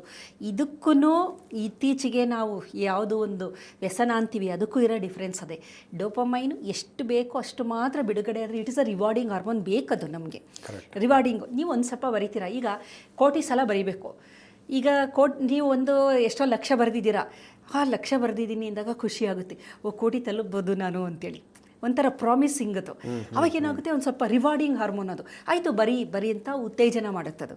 ಇನ್ನೊಂದಷ್ಟು ಬರೆದಾಗ ಇನ್ನೇನು ಹತ್ರ ಬಂದುಬಿಟ್ಟಿದ್ದೀನಿ ನಾನು, ಇದನ್ನು ಮುಗಿಸಿದ್ರೆ ನಂದು ಏನು ಹರಕೆ ಏನಿತ್ತು ಅದು ಕಂಪ್ಲೀಟ್ ಆಗುತ್ತೆ, ನಾನು ಏನು ಇದು ಪ್ಲಾಸಿಬೋ ಥರನೂ ವರ್ಕ್ ಆಗುತ್ತೆ. ಈಗ ನಿಮಗೆ ಒಂದು ಕೋಟಿ ಸಲ ಬರೆದಾಗ ಭಗವಂತ ಏನೋ ನನಗೆ ದಯೆ ತೋರಿಸ್ತಾನೆ, ನನ್ನ ಸಮಸ್ಯೆ ಪರಿಹರಿಸ್ತಾನೆ ಏನೋ ಒಂದು ನಂಬಿಕೆ ಇದೆಯಲ್ಲ, ಏನೋ ಒಂದು ತೊಂದರೆ ಆಗಿದೆ, ಹೆಲ್ತ್ ಇಶ್ಯೂ ಆಗಿದೆ ಅಂತ ಇಟ್ಕೊಳ್ಳಿ, ಅದಕ್ಕೆ ನಾನು ಕೋಟಿ ನಾಮ ಬರಿತಾ ಇದ್ದೀನಿ ಅಂತ ಯಾರು ಹೇಳಿದ್ದಾರೆ, ಬರೀರಿ ನಿಮ್ಗೆ ಒಳ್ಳೇದಾಗುತ್ತೆ ಅಂತ. ಇಲ್ಲಿ ಒಂದೊಂದು ಸಲ ಬರೆದಾಗಲೂ ಹತ್ತತ್ರ ಹೋದಂಗೆ ನಿಮಗೆ ಡೋಪಮೈನು ಬಿಡುಗಡೆಯಾಗಿ ಸಂತೋಷ ಕೊಡ್ತಾ ಇದೆ. ಶುರು ಮಾಡಿದಾಗಲೇ ಅರ್ಧ ಕಾಯಿಲೆ ವಾಸಿ ಆಗಿಬಿಡುತ್ತೆ, ಏಕೆಂದರೆ ಡೋಪಮೈನ್ ರಿಲೀಸ್ ಆಗ್ತಾ ಇರುತ್ತಲ್ವ ಸರಿಯಾದ ಪ್ರಮಾಣದಲ್ಲಿ, ಅರ್ಧ ವಾಸಿ ಆದಂಗೆ ಆಯಿತು, ನಂಬಿಕೆ ಬಂದ್ಬಿಡ್ತು, ನನಗೆ ಆಗಲೇ ಚೆನ್ನಾಗಾಗ್ಬಿಟ್ಟಿದ್ದೀನಿ ನಾನು, ಇನ್ನು ಕೋಟಿ ಸಲ ಬರೆದ್ಬಿಟ್ರೆ ನನ್ನ ಕಾಯಿಲೆ ಸಂಪೂರ್ಣ ವಾಸಿ ಆಗಿಬಿಡುತ್ತೆ. ಪ್ಲಾಸಿಬೋ. ಇಲ್ಲಿಗೆ ಇನ್ನೊಂದು ಪ್ರಶ್ನೆ, ಈಗ ಡೋಪಮೈನ್ ಅಲ್ಲಿ ಸ್ಪೈಕ್ ಆಗೋ ಚಾನ್ಸೇ ಇಲ್ಲ, ಎಷ್ಟು ಕೋಟಿ ಸರಿ ಬರೆದ್ರು ಕೂಡ ಆಗಲ್ಲ. ಇಲ್ಲ, ಸ್ಪೈಕ್ ಆಗಲ್ಲ. ಒಂಥರ ಹೆಂಗೆ ಅಂದ್ರೆ ಇದನ್ನ ಯಾಕೆ ಆಗಲ್ಲ ಅಂತ, ಯಾಕಾಗಲ್ಲ ಅಂದ್ರೆ ನಿಮ್ಗೆ ಅಲ್ಲಿ ಸಡನ್ ಇನ್ಸ್ಟೆಂಟ್ ಗ್ರಾಟಿಫಿಕೇಶನ್, ಸಡನ್ ಆಗಿ ಈಗ ನೋಟಿಸ್ ಬರುತ್ತೆ, ಒಂದು ಲೈಕ್ ಅವೆಲ್ಲ ಹಿಂಗೆ ಅಂದರೆ ಸಡನ್ ಆಗಿ ಸಿಕ್ಕಂಥದ್ದು. ನೀವು ಏನೋ ಒಂದು ಮಾಡ್ತೀರಾ ಟಕ್ ಅಂತ ಬಂದ್ಬಿಡುತ್ತೆ. ಇಲ್ಲಿ ಹಂಗಲ್ಲ, ಕೋಟಿ ಸಲ ಬರೆಯೋವರೆಗೂ ನಿಮ್ಮ ತಾಳ್ಮೆ ಪರೀಕ್ಷೆ ಮಾಡೋದಿದು. ತಾಳ್ಮೆ ಇದು ನಿಮಗೆ ಪೇಷನ್ಸ್ ಕಲಿಸುತ್ತೆ. ಆಮೇಲೆ ಯಾವುದೇ ಹಂತದಲ್ಲೂ ಹಿಡ್ದಿರೋ ಕೆಲಸ ಬಿಡಲ್ಲ ನೀವು. ಒಂದು ತಾಳ್ಮೆ, ಇನ್ನೊಂದು ನೀವು ಹಿಡಿದಿರುವ ಬದ್ಧತೆ ಅಂತಂತೀವಿ. ನೀನು ಶುರು ಮಾಡಿದ್ಮೇಲೆ ನಾನು ಕಂಪ್ಲೀಟ್ ಮಾಡೇ ಮಾಡ್ತೀನಿ, ಬದ್ಧತೆ, ತಾಳ್ಮೆ, ನಿಮಗೆ ಗೊತ್ತಿಲ್ಲದಂಗೆ ನಿಮ್ಮಲ್ಲಿರುವ ಏನೇನು ಒಳ್ಳೆ ಕ್ವಾಲಿಟಿ ಎಲ್ಲ ಈಚೆಗೆ ಬರುತ್ತೆ. ಇದೊಂದು ಮಾರ್ಗ. ಇದು ತಾಳ್ಮೆ, ಬದ್ಧತೆ, ಶಿಸ್ತು, ಡೈಲಿ ಬರಿಬೇಕು, ಟಾರ್ಗೆಟ್ ಇರುತ್ತೆ. ಆಮೇಲೆ ಸುಮ್ಮನೆ ನೀವು ಎದ್ದು ಕೂತ್ಕೊಂಡು ಬರೆಯಲ್ಲ, ಅದಕ್ಕೆ ನಿಯಮಬದ್ಧವಾಗಿ ಬೆಳಗ್ಗೆನೊತ್ತು ಎದ್ದು ಸ್ನಾನ ಮಾಡಿ ಏನೋ ಪೂಜೆ ತರ ಮಾಡಿ ಒಂದು ಶಿಸ್ತಿನಿಂದ ಮಾಡ್ತೀರಾ. ಡೋಪಮೈನ್ ಸ್ಪೈಕ್ ಆಗೋ ಚಾನ್ಸ್ ಇಲ್ಲ. ಮತ್ತೇನಂದ್ರೆ ಕೆಲವೊಂದು ಕರೆಕ್ಷನ್ಗಳು ಬಾಡಿಲಿ ಆಗ್ತಾ ಬಂದ್ಬಿಡುತ್ತೆ. ಈ ನಿಮ್ಮ ರುಟೀನ್ ಚೆನ್ನಾಗಾದಂಗೆ ದೇಹದಲ್ಲಿ ಏನೋ ಒಂದು ಮಾಲ್ ಅಡಾಪ್ಟೇಷನ್ ಏನೋ ಒಂದು ಆಗಿರುತ್ತಲ್ಲ, ಅದೆಲ್ಲ ಅದಕ್ಕದೇ ಸರಿಯಾಗ್ಬಿಡುತ್ತೆ. ಒಂದು ಮೆಚುರಿಟಿ ಅಲ್ಲಿಗೆ ಬರುತ್ತೆ ಅಂತ. ಖಂಡಿತ ಬರುತ್ತೆ. ಸೊ ಇಲ್ಲಿ ನಿಮಗೆ ಆ ಬದ್ಧತೆ ಬಂತು, ಎಲ್ಲ ಆಯಿತು, ಡೋಪಮೈನ್ ಸ್ಪೈಕ್ ಆಗಿಲ್ಲ. ಒಂದು ಅದು ಮುಗಿಯೋಷ್ಟರಲ್ಲಿ ನಿಮ್ಮ ಮನಸ್ಸಲ್ಲಿ ಯಾವ ಥರ ಅಂತಂದರೆ ಒಂಥರ ಸ್ಥಿತಿ ಪರಿಪೂರ್ಣತೆ ಅನ್ನೋ ಥರ ಸ್ಥಿತಿಗೆ ಬಂದ್ಬಿಟ್ಟಿರ್ತೀರ. ಅವಾಗ ಇನ್ನೇನು ಬೇಡ ಅಂತ ಅನ್ಸುತ್ತೆ, ಒಂಥರ ಏನು ಬೇಡ ಅಂತ. ಮತ್ತೆ ಅಲ್ಲಿ ಈಗ ನಾನು ಮಾಡಿದ್ದೀನಿ, ಸಂಪೂರ್ಣ ಆಗಿದೆ ನನ್ನ ಒಂದು ಏನೋ ಒಂದು ಪ್ರತಿಜ್ಞೆ, ಏನೋ ಒಂದು ಅನ್ಕೊಂಡಿದ್ದೀನಿ. ಆ ಖುಷಿಗೆ ಏನಾಗುತ್ತೆ ಅಂದರೆ ಪ್ಲಾಸಿಬೋ ಎಫೆಕ್ಟ್ ಅಂತ ಅಂತೀವಿ. ಪ್ಲಾಸಿಬೋ ಅಂತಂದರೆ ಅಲ್ಲಿ ಏನು ಬೇರೆ ನಾವು ಒಂದು ಔಷಧಿ ಏನು ಕೊಡ್ತಾ ಇಲ್ಲ, ಆ ನಂಬಿಕೆನೇ ಕಾಯಿಲೆ ವಾಸಿ ಮಾಡೋ ಅಂತ. ನಂಬಿಕೆಯಿಂದನೇ ಬೇಕಾದಷ್ಟು ಕಾಯಿಲೆ. ಅದು ಹೆಂಗೆ ಅಂದರೆ ಆ ನಂಬಿಕೆ ಗಾಢವಾಗಿರಬೇಕು, ಅರ್ಧಂಬರ್ಧ ಇರಬಾರ್ದು. ಆಗುತ್ತೋ ಇಲ್ವೋ ಅಂದರೆ ಆಗೋದಿಲ್ಲ. ಮೆದುಳಿಗೆ ಆ ಥರ ನಾವು ಇನ್ಸ್ಟ್ರಕ್ಷನ್ ಕೊಟ್ಟಾಗ ಹಾಗೇ ಆಗುತ್ತೆ ಅಂದರೆ ಆಗುತ್ತದು. ಅಂದರೆ ಆ ಥರ ಇನ್ಸ್ಟ್ರಕ್ಷನ್ ಕೊಡಬೇಕು. ಅಲ್ಲಿ ಡೌಟ್ಫುಲ್ಲಾಗಿ ಯಾವತ್ತೂ ಇರಬಾರ್ದು. ಇದು ಪ್ಲಾಸಿಬೋ ಎಫೆಕ್ಟ್ ಅಂತ ಕರಿತೀವಿ. ಅಲ್ಲಿ ಏನೂ ಇಲ್ಲ, ಬಟ್ ಸ್ಟಿಲ್ ಈಗ ನೋಡಿ, ನಿನಗೆ ಈಗ ಒಂದು ಇಂಜೆಕ್ಷನ್ ಕೊಡ್ತಾ ಇದ್ದೀನಿ, ನೀನು ತುಂಬ ಈಗ ಸುಸ್ತಾಗ್ಬಿಟ್ಟಿದೆಯಲ್ಲ, ಇದು ಕೊಟ್ಟಿದ ತಕ್ಷಣ ನೀನು ಹುಷಾರಾಗ್ಬಿಡ್ತೀಯಾ ಅಂತ ಹೇಳ್ಬಿಟ್ಟು ಅವರು ನೀರನ್ನ ಕೊಟ್ಟರು ವಾಸಿ ಆಗ್ಬಿಡುತ್ತದು. ಆ ಥರ ಅಂದರೆ ದೊಡ್ಡ ಒಂದು ಆಂತರಿಕ ಪರಿವರ್ತನೆ ಉಂಟು ಮಾಡುತ್ತೆ. ಖಂಡಿತ ಪರಿವರ್ತನೆ ಆಗುತ್ತೆ. ಹಾಗಾಗಿ ಇದು ಸುಮ್ಮನೆ ಒಂದು ಧರ್ಮ ಅಥವಾ ಭಕ್ತಿ, ಒಂದು ಮೂಢನಂಬಿಕೆ ಅಲ್ಲ. ಇದನ್ನು ಸರಿಯಾಗಿ ಪಾಲನೆ ಮಾಡಿದವ್ರಿಗೆ ಬೆನಿಫಿಟ್ ಖಂಡಿತ ಆಗಿದೆ. ಇದರ ಜೊತೆಯಲ್ಲಿ ಏನಾಗುತ್ತೆ, ಈ ಎಲ್ಲ ಪ್ರೋಸೆಸ್ ನಡಿಬೇಕಾದ್ರೆ ಒಳ್ಳೆ ಹಾರ್ಮೋನ್ಗಳು ರಿಲೀಸ್ ಆಗ್ತಾ ಬರುತ್ತೆ. ಸೆರೋಟೋನಿನ್ ಆಗುತ್ತೆ, ಈಗ ಡೋಪಮೈನ್ ಹೇಳಿದೆ, ರಿವಾರ್ಡಿಂಗ್ ಹಾರ್ಮೋನು. ಆಮೇಲೆ ಭಗವಂತನ ಮೇಲೆ ಪ್ರೀತಿ ಬಂದ್ಬಿಡುತ್ತಲ್ವ, ಕನೆಕ್ಟಿವಿಟಿ, ಆಗ ಆಕ್ಸಿಟಾಸಿನ್ ರಿಲೀಸ್ ಆಗ್ತಾ ಇರುತ್ತೆ. ಸೊ ಈ ಥರ ನಮಗೆ ಒಳ್ಳೆಯದೆಲ್ಲ ಆಗುತ್ತೆ. ಇದರ ಜೊತೆಗೆ ಕಾರ್ಟಿಸಾಲ್ ಕಮ್ಮಿ ಆಗ್ತಾ ಬರುತ್ತೆ. ಆ ತನಕ ಏನಕ್ಕೆ ಅಂದರೆ ಸಂಪೂರ್ಣ ಸರೆಂಡರ್ ಆಯ್ತಿಲ್ಲಿ. ಸರೆಂಡರ್ ಅಂತ ನಾನು ಆದಮೇಲೆ ನನಗೆ ಭಯ ಬರೋದಿಲ್ಲ. ಈಗ ನಂದೆಲ್ಲ ಸಮಸ್ಯೆ ನಿನಗೆ ಸರೆಂಡರ್ ಮಾಡಿಬಿಟ್ಟಿದ್ದೀನಿ ಅಂತಂದಮೇಲೆ ನಾನು ಅದು ಹೆದರುವ ಒಂದು ಅವಶ್ಯಕತೆ ಇಲ್ಲ. ಇಲ್ಲಿ HPA ಆಕ್ಸಿಸ್ ಇದೆಯಲ್ಲ, ಆ HPA ಆಕ್ಸಿಸ್ ತುಂಬ ಚೆನ್ನಾಗಿ ಕೆಲಸ ಮಾಡೋಕ್ಕೆ ಶುರು ಮಾಡುತ್ತೆ. HPA ಅಂತಂದರೆ ಹೈಪೋಥಾಲಮಸ್ ಪಿಟ್ಯೂಟರಿ ಅಡ್ರಿನಲ್ ಆಕ್ಸಿಸ್. ಅಲ್ಲಿಂದನೇ CRH ಹಾರ್ಮೋನ್ ಬಿಡುಗಡೆಯಾಗಿ ACTH ಬಿಡುಗಡೆಯಾಗಿ ಕಾರ್ಟಿಸಾಲ್ ಒತ್ತಡದ ಹಾರ್ಮೋನ್ ಬಿಡುಗಡೆಯಾಗೋದು. ಸಮಸ್ಯೆಯಿಂದ ಇವನಿಗೆ ಒತ್ತಡ ಇದೆ, ಆ ಸಮಸ್ಯೆ ನಿವಾರಣೆಗೆ ಈ ರಾಮನಾಮ ಬರಿತಾ ಇರೋದು ಎಲ್ಲ. ಅವಾಗೇನಾಗುತ್ತೆ, ಬರಿತಾ HPA ಆಕ್ಸಿಸಲ್ಲಿ ಫೀಡ್ಬ್ಯಾಕ್ ಹೊಟ್ಟೋಗಿ ಅದು ಕಮ್ಮಿ ಆಗ್ತಾ ಬರುತ್ತೆ. ಒತ್ತಡದ ಹಾರ್ಮೋನು ಫೈನಲಿ ಕಮ್ಮಿ ಆಗುತ್ತೆ. ಇದರ ಜೊತೆಯಲ್ಲಿ ನಮ್ಮ ಮುಂಭಾಗದ ಮೆದುಳು ಆಕ್ಟಿವೇಟ್ ಆಗ್ತಾ ಬರುತ್ತೆ, ಅರಿವು ಉಂಟಾಗುತ್ತೆ, ಪರಿಪೂರ್ಣತೆ ಬರುತ್ತೆ. ಆಮೇಲೆ ಪ್ರಜ್ಞೆ, ಈಗ ಏನೋ ಒಂದು ಸಮಸ್ಯೆ ಇದೆಯಲ್ಲ ಆ ಒಂದು ಅರಿವು ಟಕ್ಕಂತ ಹೊಳೆಯುತ್ತೆ. ಆಮೇಲೆ ಅದನ್ನು ಕರೆಕ್ಟಾಗಿ ಅನಾಲಿಸಿಸ್ ಮಾಡಲಿಕ್ಕೆ ಕೂಡ ಅವರಿಗೆ ಒಂದು ಕೆಪಾಸಿಟಿ ಬಂದ್ಬಿಡುತ್ತೆ. ಅನಾಲಿಸಿಸ್, ಅದು ಮುಂಭಾಗದ ಮೆದುಳಿನ ಕೆಲಸ ಏನು ಅಂದರೆ ಅನಾಲಿಸಿಸ್. ಸೊ ಹಾಗಾಗಿ ಸರಿಯಾಗಿ ಏನೋ ಒಂದು ಸಮಸ್ಯೆ ಒದ್ದಾಡ್ತಿರ್ತಾರೆ, ಎಲ್ಲೋ ಒಂದು ಕಡೆ ಫ್ಲ್ಯಾಶ್ ಆಗಿಬಿಡುತ್ತೆ. ಅದೇ ಸ್ಥಾನದಲ್ಲಿ ಕೂತ್ಕೊಂಡು ಬರೀತಾರೆ, ಎಲ್ಲ ಮಾಡ್ತಾರೆ, ಏನೋ ಅದು ಮಗ್ಸಷ್ಟರಲ್ಲಿ ನೋಡಿ ಈ ಥರ ಮಾಡಿದ್ರೆ ನಿನ್ನ ಸಮಸ್ಯೆ ಪರಿಹಾರ ಆಗುತ್ತೆ ಅನ್ನೋದು ಒಂದು, ಅದು ಮೊದಲಿಂದ ಇರುತ್ತೆ, ಬಟ್ ನಮಗೆ ಓಪನ್ ಅಪ್ ಆಗಿರಲ್ಲ. ನೀವು ಹೇಳಿದ್ರಿ ಹಿಂದೆ ಮೆದುಳಿನ ಹಿಂಭಾಗದಲ್ಲಿ ಸರೀಸೃಪದ ಮೆದುಳು ಇರುತ್ತೆ, ಮುಂಭಾಗದಲ್ಲಿ ವೈಚಾರಿಕ ಅಂಶಗಳು ಜಾಸ್ತಿ, ಚಿಂತನೆ ಇರ್ಬೋದು, ಅನಾಲಿಸಿಸ್ ಇರ್ಬೋದು, ಆ ಪವರ್ ಜಾಸ್ತಿ. ಏನಾಗುತ್ತೆ ಅಂದರೆ ಈ ಕೋಟಿ ರಾಮನಾಮ ಬರೆಯೋಕ್ಕೆ ಮೊದಲು ಅವನು ಹಿಂಭಾಗದ ಮೆದುಳು ಫೈರ್ ಆಗ್ತಾ ಇರುತ್ತೆ, ಭಯ ಇರುತ್ತೆ, ಆತಂಕ ಇರುತ್ತೆ. ಅಯ್ಯೋ ಈ ಸಮಸ್ಯೆ ಇದೆಯಲ್ಲ, ನಾನು ಏನು ಮಾಡಲಿ, ಆ ಫೀಸ್ನ ಹೇಗೆ ಹೊಂದಿಸ್ಲಿ ಅಥವಾ ಏನು ಮಾಡಲಿ ನಾನು ಅಂತ ಗೊತ್ತಾಗ್ತಿರಲ್ಲ. ಭಯ ಜಾಸ್ತಿ ಆದಾಗ ಮುಂಭಾಗದ ಮೆದುಳು ಶಟ್ ಡೌನ್ ಆಗೋಯ್ತು. ಶಟ್ ಡೌನ್, ಮುಂಭಾಗದ ಮೆದುಳು ಕೆಲಸ ಮಾಡ್ತಾ ಇಲ್ಲ. ಸೊ ಅವನಿಗೆ ಏನು ಮಾಡಬೇಕು ಮುಂದೆ ಅನ್ನೋದೇ ಗೊತ್ತಾಗ್ತಾ ಇಲ್ಲ. ಈ ಶುರು ಮಾಡಿದಾಗ ಏನಾಗುತ್ತೆ, ಹಿಂಭಾಗದ್ದು ಶಾಂತ ಆಗ್ತಾ ಬಂತು, ಆವಾಗ ಮುಂಭಾಗದ ಆಕ್ಟಿವೇಟ್ ಆಯಿತು. ಅದು ಕರೆಕ್ಟಾಗಿ ಗೊತ್ತಾಗುತ್ತೆ ಅವನಿಗೆ. ಏನೋ ಫ್ಲ್ಯಾಶ್ ಆಗುತ್ತೆ, ಅಯ್ಯೋ ನಾನು ಮೊದಲೇ ಯಾರಿಗೋ ಒಂದು ಸಾಲ ನಾನೇ ಕೊಟ್ಟಿದ್ನಲ್ವ, ಅದನ್ನ ಈಗ ಪಡ್ಕೊಂಡ್ರೆ ನನ್ನ ಸಮಸ್ಯೆ ತೀರುತ್ತೆ. ಏನೋ ಒಂದು ಯಾವುದೋ ಒಂದು ದಾರಿ, ಹಣದ ಸಮಸ್ಯೆ ಆಗಿರ್ಬೋದು, ಆರೋಗ್ಯದಾಗಿರ್ಬೋದು, ಸಾಂಸಾರಿಕ ಸಮಸ್ಯೆ, ನಮಗೆ ಸಮಸ್ಯೆಗಳ ಜೊತೆಗೇನೆ ಉತ್ತರವೂ ಇರುತ್ತೆ. ಆದರೆ ನಾವು ಸಮಸ್ಯೆಯಲ್ಲಿ ಮುಳುಗಿದಾಗ ಉತ್ತರ ಸಿಕ್ಕಲ್ಲ, ನಮಗೆ ಬ್ಲ್ಯಾಂಕ್ ಆಗಿಬಿಟ್ಟಿರ್ತೀವಿ. ಸ್ವಲ್ಪ ಶಾಂತವಾದರೆ ನಮಗೆ ಖಂಡಿತವಾಗ್ಲೂ, ಅದಕ್ಕೆ ನೋಡಿ ಯಾವಾಗಲೂ ತುಂಬ ನಾವು ಏನೋ ಒಂದು ಟೆನ್ಷನಲ್ಲಿದ್ದಾಗ ಕೆಲಸಗಳು ಮಾಡೋಕ್ಕೆ ಹೋಗ್ಬಾರ್ದು, ಒಂದು ಸ್ವಲ್ಪ ಹೊತ್ತು ಶಾಂತವಾಗಬೇಕು. ತಪ್ಪುಗಳು, ಎರರ್ಸ್ ಜಾಸ್ತಿ ಆಗಿಬಿಡುತ್ತೆ. ದುಡುಕಿ ನಿರ್ಧಾರ ತಗೊಳ್ಬಾರ್ದು ಅಂತ ಹೇಳ್ತಾರೆ. ಹೌದು, ದುಡುಕಿ ನಿರ್ಧಾರ ಮತ್ತು ಈ ಬ್ಯಾಂಕಿಂಗು ಅಂಥದ್ರಲ್ಲೆಲ್ಲ ಅದು ಹಣಕಾಸಿನ ವ್ಯವಹಾರ ಮಾಡಬೇಕಾದ್ರೆ ಟೆನ್ಷನ್ ಆದಾಗ ಕೂಲ್ ಆಗಲೇಬೇಕು. ನೀವು ಒಂದು ಡಿಜಿಟ್ ನೀವು ಜಾಸ್ತಿನೋ ಕಮ್ಮಿನೋ ಹಾಕ್ಬಿಟ್ರೆ ನೀವು ಅದರಲ್ಲೇ ಫೈನಾನ್ಸ್ ಹೌದು ನೋಡಿ, ಅದರಲ್ಲಿ ಎಕ್ಸ್ಪರ್ಟ್. ನೀವು ಒಂಚೂರು ಹೆಚ್ಚು ಕಮ್ಮಿ ಆಯಿತು ಅಂತಂದರೆ ಅದರಿಂದ ಬೇಕಾದಷ್ಟು ತೊಂದರೆಗಳಾಗ್ಬಿಡುತ್ತೆ. ಹಾಗಾಗಿ ಸಮಾಧಾನವಾಗಿ ಶಾಂತವಾಗಿ ನಾವು ಕೆಲಸ ಮಾಡಬೇಕಾಗುತ್ತೆ. ಅದಾಗಬೇಕು ಅಂದರೆ ಮೊದಲು ಈ ಒಂಥರ ಎರಪ್ಟ್ ಆಗಿರೋ ಅಂತಹ ಮೆದುಳನ್ನು ಶಾಂತ ಮಾಡಬೇಕು. ಶಾಂತ ಮಾಡೋಕ್ಕೆ ಇದೊಂದು ದಾರಿ ಇದು ಅಷ್ಟೇ. ಇದೇನು ಧರ್ಮ ಅಲ್ಲ, ವೈಚಾರಿಕತೆ, ಇದನ್ನು ನಾನು ಜಾಸ್ತಿ ಏನೋ ಹೇಳಿ ಇದು ಮಾಡ್ತಾ ಇಲ್ಲ, ದಾರಿ ತಪ್ಪಿಸ್ತಾ ಇಲ್ಲ.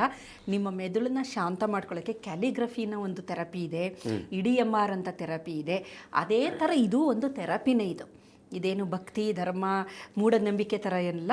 ಈ ಥೆರಪಿಯನ್ನು ಮಾಡ್ತು ಅಂದರೆ ಖಂಡಿತವಾಗ್ಲೂ ನಮ್ಮ ಮೆದುಳು ಸರಿಯಾಗಿ ಕೆಲಸ ಮಾಡೋದ್ರಿಂದ ನಮ್ಮ ಸಮಸ್ಯೆಗಳಿಗೆ ಪರಿಹಾರ ಸಿಕ್ಕುತ್ತೆ. ಅಲ್ಲಿ ರಾಮನ ಬಗ್ಗೆ ಸ್ವಲ್ಪ ಯೋಚನೆ ಮಾಡಬೇಕಾದ್ರೆ ನಾನು ಭಾಳಷ್ಟು ಸಂದರ್ಭದಲ್ಲಿ ಹೇಳಿದ್ದೀನಿ, ರಾಮ ಯಾವಾಗಲೂ ಮುಂಭಾಗದ ಮೆದುಳನ್ನ ರೆಪ್ರೆಸೆಂಟ್ ಮಾಡೋದು.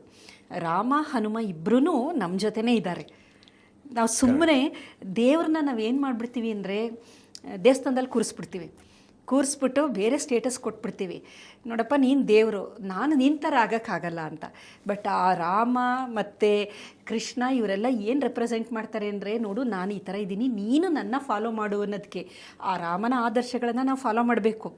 ಕೃಷ್ಣನ ಒಂದು ಏನು ಆ ಬುದ್ಧಿಮತ್ತೆ ಬೇರೆ ಬೇರೆ ಸಂದರ್ಭದಲ್ಲಿ ಯಾವ ರೀತಿ ಕೃಷ್ಣ ಸಮಯಕ್ಕೆ ಸಂದರ್ಭಕ್ಕೆ ತಕ್ಕಂತೆ ಯಾವ ರೀತಿ ಇದ್ರೂ ಅದನ್ನೆಲ್ಲ ನಾವು ಕಲಿಬೇಕು. ಅದನ್ನು ನಾವು ಮಾಡಲ್ಲ. ನೀನು ದೇವರಪ್ಪ, ನೀನು ಮಾತ್ರ ಮಾಡೋಕ್ಕೆ ಸಾಧ್ಯ, ನನ್ನ ಕೈಲಿ ಏಕಪತ್ನಿ ವ್ರತಸ್ಥ ನೀನು ಮಾತ್ರ ಆಗೋಕ್ಕಾಗುತ್ತೆ, ನನ್ನ ಕೈಲಾಗಲ್ಲ, ಕಾರಣ ನೀನು ದೇವರು ಅಂತ ದೂರ ಮಾಡ್ತೀವಿ. ಖಂಡಿತ ಅಲ್ಲ.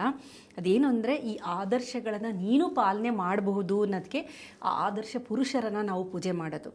ಇಲ್ಲಿ ರಾಮ ಅನ್ನೋದು ಮುಂಭಾಗದ ಮೆದುಳನ್ನೇ ರೆಪ್ರೆಸೆಂಟ್ ಮಾಡುತ್ತೆ. ಏಕೆಂದರೆ ರಾಮ ಎಲ್ಲೋ ದುಡುಕ್ತಾ ಇರಲಿಲ್ಲ, ಬಹಳ ಶಾಂತ ಚಿತ್ತದಿಂದ ಸಮಾಧಾನದಿಂದ ಯೋಚನೆ ಮಾಡಿ ಇದು ಮಾಡೋದು, ಅನಾಲಿಸಿಸ್ ಮಾಡಿ ಎಲ್ಲ ಮಾಡೋ ಅಂಥದ್ದು ಮುಂಭಾಗದ ಮೆದುಳು. ಹಿಂಭಾಗದ ಮೆದುಳು ಅಮೆಗ್ಡೆಲ್ಲ, ಅದು ಸ್ವಲ್ಪ ಸರೀಸೃಪ ಮೆದುಳು ಪ್ರಾಣಿ, ಆದರೆ ಅದಕ್ಕೆ ಶಕ್ತಿ ಇದೆ. ಫ್ರೈಟ್ ಬಂದಾಗ ಅದು ಆ್ಯಕ್ಟಿವೇಟ್ ಆಗೋದು ಅಂತ, ಸಮಯ ಬಂದಾಗ ಓಡೋದಕ್ಕೆ ಅಥವಾ ಹೋರಾಡೋದಕ್ಕೆ ನಮಗೆ ಸಪೋರ್ಟ್ ಮಾಡೋದು ಹಿಂಭಾಗದ ಮೆದುಳು. ಹನುಮ ಅಂದಾಗ ಶಕ್ತಿ, ಚಟುವಟಿಕೆ, ಭಕ್ತಿ ಇದೆಲ್ಲ ಇದೆ. ಯಾವಾಗ ಹನುಮಂತ ಸದಾ ಕಾಲ ರಾಮ ಧ್ಯಾನವನ್ನು ಮಾಡ್ತಿರ್ತಾನೆ, ಹನುಮಂತ ಚೆನ್ನಾಗಿರ್ತಾನೆ ಅಂದರೆ ಹಿಂಭಾಗದ ಮೆದುಳು ನಾವು ಧ್ಯಾನ ಮಾಡಿದಾಗ, ಅದಕ್ಕೆ ಮೆಡಿಟೇಷನ್ ಅಂತ ಅಂತೀವಿ. ನೀವು ಧ್ಯಾನ ಯಾವಾಗ ಮಾಡ್ತೀರಾ, ಧ್ಯಾನ ಮಾಡಿದಾಗ ಏನಾಗುತ್ತೆ, ನಿಮ್ಮ ಮುಂಭಾಗದ ಮೆದುಳು ಆ್ಯಕ್ಟಿವೇಟ್ ಆಗುತ್ತೆ, ಹಿಂಭಾಗದು ತಟಸ್ಥವಾಗಿರುತ್ತೆ. ಹನುಮಂತ ಅದೇನೇ ಮಾಡ್ತಾ ಇದ್ದಿದ್ದು, ಸದಾಕಾಲ ರಾಮನ ಧ್ಯಾನ ಮಾಡ್ತಿದ್ರು. ಆದರೆ ನಮಗೆ ಎರಡು ಮೆದುಳು ಬೇಕು. ರಾಮ ಇಲ್ಲದೆ ಹನುಮ ಇಲ್ಲ, ಹನುಮ ಇಲ್ಲದೆ ರಾಮ ಇಲ್ಲ ಅಂತೀವಲ್ಲ. ರಾಮ ಏನಕ್ಕೆ ಬೇಕು ಅಂತಂದರೆ ನಿಮಗೆ ಒಂದು ಅರಿವನ್ನು ನೀಡೋಕ್ಕೆ, ಹನುಮ ಏನಕ್ಕೆ ಬೇಕು ಅಂದರೆ ನಿಮಗೆ ಶಕ್ತಿ ಬೇಕು. ಈಗ ಜ್ಞಾನ ಇದ್ದು ಶಕ್ತಿ ಇಲ್ಲ ಅಂದರೆ ಪ್ರಯೋಜನ ಆಗಲ್ಲ, ಅಥವಾ ಶಕ್ತಿ ಇದ್ದು ಜ್ಞಾನ ಇಲ್ಲ ಅಂದರೆ ಅದನ್ನು ಶಕ್ತಿನ ಯಾವ ರೀತಿ ಬಳಕೆ ಮಾಡಬೇಕು ಅಂತ ನಮಗೆ ಗೊತ್ತಿಲ್ಲ. ಹಾಗಾಗಿ ಮುಂಭಾಗ ಹಿಂಭಾಗ ಎರಡೂ ಮೆದುಳು ಬೇಕು. ಮುಂಭಾಗದು ಯಾವಾಗಲೂ ಡಾಮಿನೇಟ್ ಮಾಡಬೇಕು, ಹಿಂಭಾಗದನ್ನ ತನ್ನ ಹಿಡಿತದಲ್ಲಿ ಇಟ್ಕೊಂಡಿರಬೇಕು. ಹಿಂಭಾಗದನ್ನ ಹಿಡಿತದಲ್ಲಿ ನಾವು ಯಾವ ಥರ ಅದನ್ನು ಅಂದರೆ ಧ್ಯಾನ ಮಾಡಿದಾಗ ಏನಾಗುತ್ತೆ, ಸರೆಂಡರ್ ಆಗುತ್ತದು, ಅದು ಆ್ಯಕ್ಟಿವ್ ಆಗಲ್ಲ. ಮುಂಭಾಗದು ಅದನ್ನು ಕಂಟ್ರೋಲ್ ಮಾಡ್ತಾ ಬರುತ್ತೆ. ಈ ಹನುಮ ರಾಮ ಇವೆಲ್ಲ ಇದು ಹೆಂಗೆ ಅಂದರೆ, ನಾವು ಸುಮ್ಮನೆ ಹೊರಗಡೆಯಿಂದ ನೋಡ್ಬಿಟ್ಟು ಪೂಜೆ ಪುನಸ್ಕಾರ ಎಲ್ಲ ಮಾಡ್ತೀವಿ ಹೊರತು ರಾಮ ಏನು, ಹನುಮ ಏನು, ಹನುಮಂತನ ಶಕ್ತಿ ಏನು, ಹನುಮಂತನ ಶಕ್ತಿ ಅಷ್ಟೊಂದು ಅದನ್ನು ಕಂಟ್ರೋಲ್ ಮಾಡ್ತಿದ್ದವ್ರು ಯಾರು, ಇದೆಲ್ಲ ನಮ್ಗೆ ಇದು ಮಾಡಿದಾಗ ಇದೇನು ಬೇರೆ ಏನೂ ಅಲ್ಲ, ನಮ್ಮ ಮೆದುಳು. ಇದಕ್ಕೆ ರಾಮನಾಮ ಬರಿತಾಯಿದ್ರು. ಹನುಮಂತನು ಸದಾಕಾಲ ರಾಮನಾಮ ಜಪ ಮಾಡಿದ್ರಿಂದನೇ ತನ್ನ ಶಕ್ತಿನ ಸರಿಯಾಗಿ ಸದ್ವಿನಿಯೋಗ ಆಗ್ತಾಯಿತ್ತು. ಆ ಧ್ಯಾನ, ಇಲ್ಲಿ ಧ್ಯಾನ ಅಂತ ಬರುತ್ತೆ. ಈ ಕೋಟಿ ರಾಮನಾಮ ಬರೆಯೋದು ಧ್ಯಾನನೇ. ಇದು ಒಂಥರ ಧ್ಯಾನದಲ್ಲಿ ಸಾವಿರಾರು ಥರದ ಧ್ಯಾನಗಳಿದೆ. ಸುಮ್ಮನೆ ನಾನು ಹಾಗೆ ನೋಡ್ತಿದ್ದೆ, ಧ್ಯಾನದಲ್ಲಿ ಎಷ್ಟು ವಿಧ ಅಂದರೆ ಇದು ಒಂದು ಧ್ಯಾನ. ಇದು ಈ ಬರವಣಿಗೆ ಇದೆಯಲ್ಲ, ಇದು ಒಂದು ಥರದ ಧ್ಯಾನನೇ. ಹಾಗಾಗಿ ಇಂಥ ಧ್ಯಾನದಿಂದಲೂ ಸಹ ನಮ್ಮ ಆರೋಗ್ಯ ವೃದ್ಧಿಯಾಗುತ್ತೆ. ಮತ್ತು ಒಟ್ಟಿನಲ್ಲಿ ಸಮಸ್ಯೆ ಇದೆ, ಏನೂ ಇಲ್ಲದೆ ಯಾವುದೇ ಬೇರೆ ಥರ ನನಗೆ ತೊಂದರೆ ಆಗದೆ ನಾನು ಆ ಸಮಸ್ಯೆಯನ್ನು ಯಾವ ರೀತಿ ಬರೀ ಸುಲಭ ರೀತಿಯಲ್ಲಿ ನಿವಾರಣೆ ಮಾಡ್ಕೊಳ್ಬೋದು ಅನ್ನೋದಕ್ಕೆ ಇದೊಂದು ಮಾರ್ಗ. ಬಟ್ ಇತ್ತೀಚಿನ ದಿನದಲ್ಲಿ ಯಾರು ಕೋಟಿ ರಾಮ ಎಲ್ಲ ಬರೆಯೋದಿಲ್ಲ, ಆದರೆ ಹಿಂದಿನವ್ರು ಬರೀತಿದ್ರಲ್ಲ, ಅದಕ್ಕೆ ಕಾರಣ ಇದು ಅಂತ ನಾನು ಹೇಳ್ತಾ ಇದ್ದೀನಿ. ಅಲ್ಲ, ಖಂಡಿತ ಭಾಳ ಚೆನ್ನಾಗಿ ಹೇಳಿದ್ರಿ ಮೇಡಮ್. ಯಾಕಂದರೆ ಈಗಿನವ್ರು ಕೂಡ ಇದನ್ನು ಅರ್ಥ ಮಾಡಿಕೊಂಡ್ರೆ ಅವರು ನಾಳೆದಿಂದ ಬರೀಲಿಕ್ಕೆ ಶುರು ಮಾಡೋ ಚಾನ್ಸ್ ಇರುತ್ತೆ. ಅಂದರೆ ಟೈಮ್ ಬೇಕಲ್ಲ ಅವರಿಗೆ. ನಿಜ ನಿಜ ನಿಜ ಕರೆಕ್ಟ್. ಆದರೂ ಕೂಡ ಎಲ್ಲೊಂದು ಕಡೆ 5 ನಿಮಿಷ 10 ನಿಮಿಷ ಏನೋ ದಿನಕ್ಕೆ ಒಂದು ಪೇಜ್ ಥರ ಏನೋ ಒಂದು ಸ್ವಲ್ಪ ಅದೇನಾಗುತ್ತೆ ಅಂದರೆ ಫೋಕಸ್ ಚೆನ್ನಾಗಾಗುತ್ತೆ, ಮೆಂಟಲ್ ಸ್ಟೆಬಿಲಿಟಿ ಚೆನ್ನಾಗಾಗುತ್ತೆ. ಆಮೇಲೆ ನಿಮಗೆ ಅಸಿಟೈಲ್ ಕೊಲಿನ್ ಯಾವುದು ಅದು ಚೆನ್ನಾಗಿ ರಿಲೀಸ್ ಆಗುತ್ತೆ. ಮತ್ತು ಈ ಒತ್ತಡದ ಹಾರ್ಮೋನ್ಗಳು ಕಮ್ಮಿ ಆಗ್ತಾ ಬರುತ್ತೆ. ಇದು it's a kind of meditation ಇದು.